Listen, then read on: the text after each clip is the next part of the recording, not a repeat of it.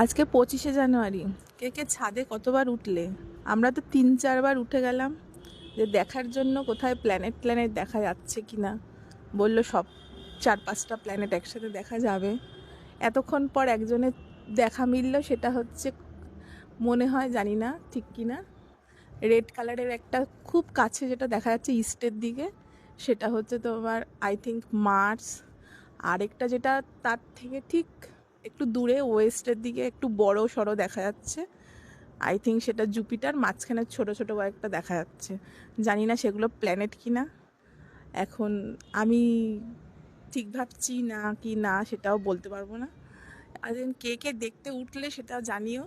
আর 11টা অবধি দেখা যাবে এখনো, যদি পারো তোমরাও একটু দেখে জানিও আদৌ দেখা যাচ্ছে না এগুলো অন্য কিছু, বা আমি কিছু ভুল ভাবলাম। ঠিক আছে, গুড নাইট।